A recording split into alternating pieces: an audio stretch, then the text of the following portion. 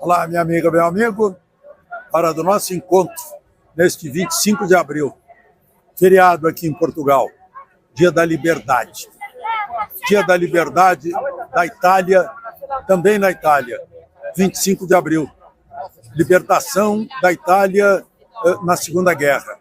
E aqui, libertação dos portugueses de uma ditadura que durou 48 anos, de censura, de polícia política. Foi o Estado Novo, que Getúlio Vargas copiou em 1937 no Brasil. Aqui, naquele dia, acabou-se também o Império Português, que tinha colônias na África, na Ásia, mas, sobretudo, acabou a censura. Acabaram-se os crimes políticos, os crimes de opinião. A partir desse dia, uma revolução liderada por capitães, que são os oficiais intermediários do exército português, vendo o desgaste do exército português nas campanhas militares na África, se rebelaram na madrugada do 25 de abril. E aí impuseram uma nova ordem. Um ano depois, foi eleita uma Assembleia Constituinte.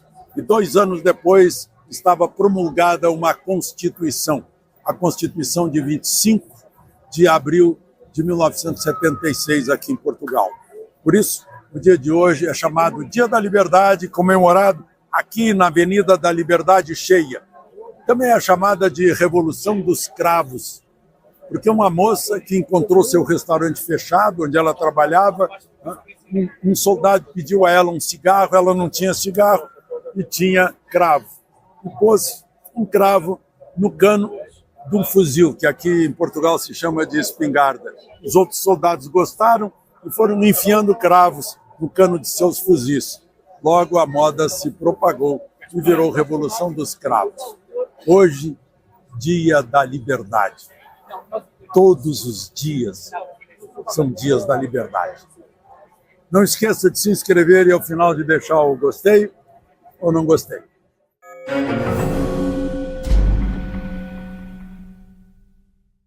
A moça que entregou esse primeiro cravo em lugar de um cigarro e deu um nome a uma revolução que mudou Portugal se chama Celeste Caeiro.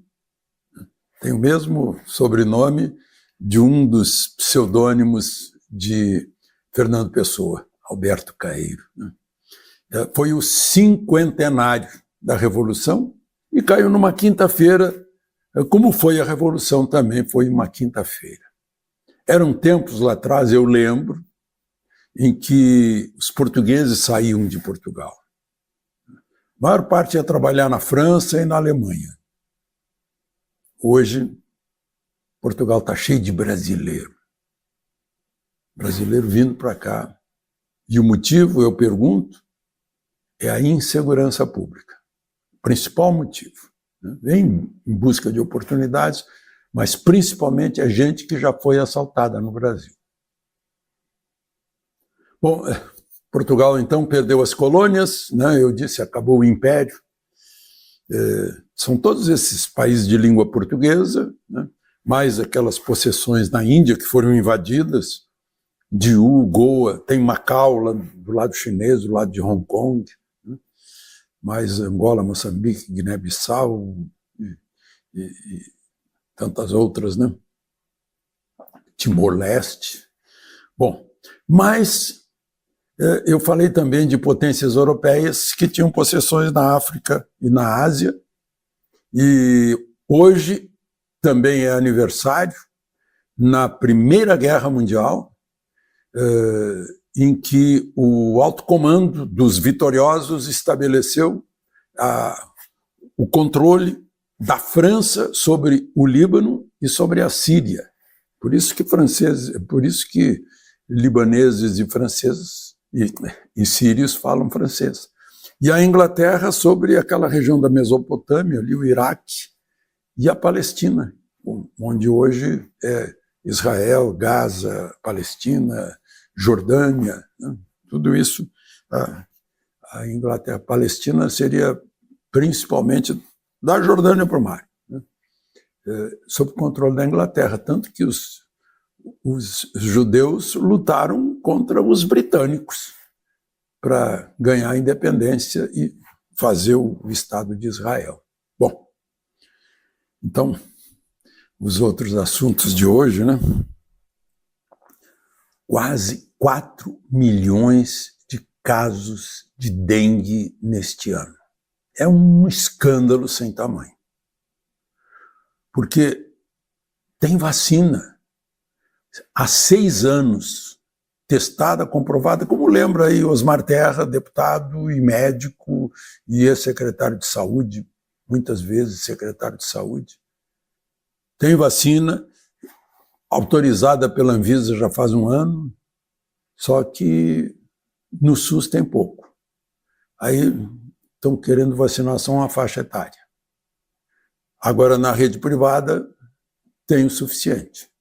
Quem pode pagar vai lá na rede privada, se vacina contra a dengue. As mortes estão ao redor de 4 mil. Tem aquelas não ainda estão sendo identificadas, certas 1.400, 1.800 e investigadas 2.200. O grave é que no ano passado foram 1.650.000 casos. E não se tomou providência. Foi um aviso e não se tomou providência. Gravíssimo, escandaloso.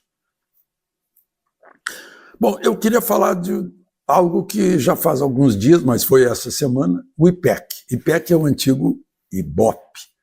Fez uma pesquisa muito interessante sobre a posição ideológica do eleitor brasileiro, entre direita e esquerda. Então, vejam só, os que se dizem essencialmente de esquerda são 11%.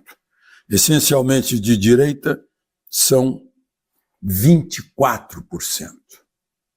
Mais do que o dobro. Aí aparecem aqueles que dizem que são centro, que são 20%. Vou repetir, direita 24%, esquerda 11%, centro 20%.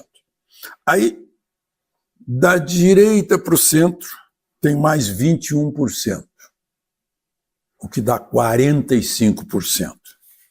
Da esquerda para o centro, tem só mais 10%, o que dá 21%. Então, todo o espectro de direita, 45%. Todo o espectro de esquerda, 21%. E o pessoal de centro, e mais os que não sabem bem o que é e os que não querem falar, aí dá 34%. Esse é o levantamento que o IPEC fez e divulgou esta semana. Bom, gente, eu estou concordando com o ministro Alexandre de Moraes. Sabe por quê? Porque ele foi a Londres, lá num evento, e perguntaram para ele se ele ia dar entrevista. Ele disse nem a pau. Acho que ele está certo. O ministro do Supremo não tem que ficar dando entrevista. Né? Concordo com ele. Nem a pau. Mas que evento é esse em Londres?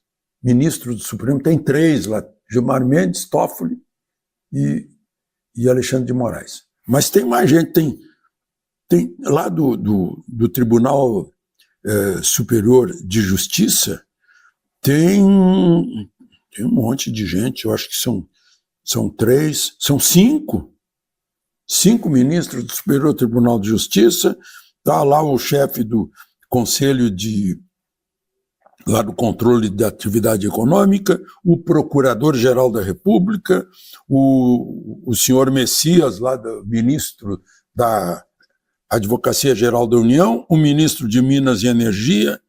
Vai ter 24 palestrantes, desses só 3 são privados. E a plateia? 50 pessoas.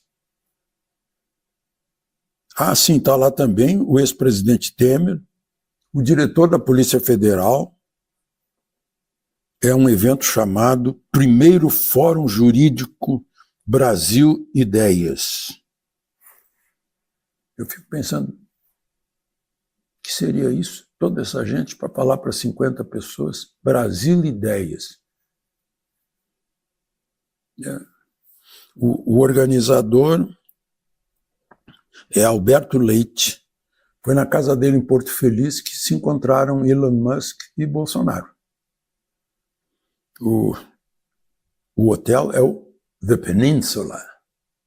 Uau! Fica ali naquele canto do Hyde Park, dá para ver o monumento ao Duque de Wellington, o homem que aqui em Portugal, com os portugueses, expulsou os franceses e derrotou Napoleão com o alemão Blücher, lá em Waterloo. Dá para ver o monumento. Assim, tem uma piscina interna de água aquecida. E eu vi um noticiário brasileiro dizendo que o preço mais barato é 8 mil e tanto.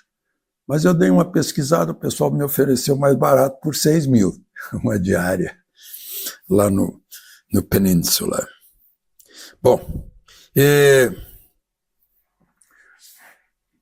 foi entregue pelo ministro Haddad a proposta de reforma tributária para simplificar os tributos no Brasil. Tem 499 artigos. O Código Penal tem 361. Tem 310 páginas. Opa, deixa eu mostrar para vocês aqui. Esse livro aqui tem 310 páginas. Isso aqui é a proposta. 310 páginas. Uau! E o nome também é muito inspirador, simples.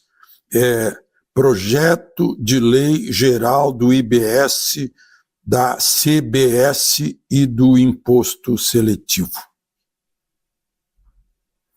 Pois é, quem viu assim diz que está tirando ainda mais autonomia dos estados e municípios. Eu tenho brigado aqui porque o nome do Brasil é República Federativa.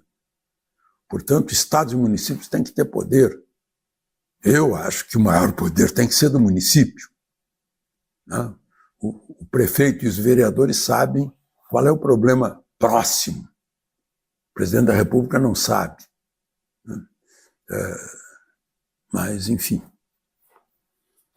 está lá, foi entregue. Agora está nas mãos do Congresso Nacional. De Lisboa, Alexandre Garcia.